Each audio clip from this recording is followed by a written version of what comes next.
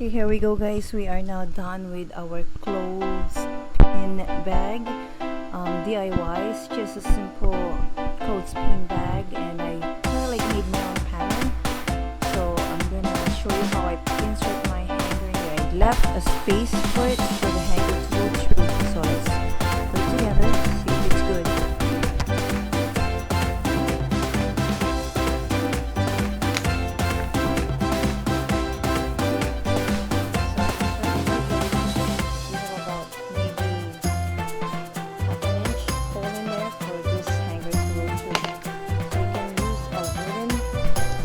A wooden hanger, or you can also use your plastic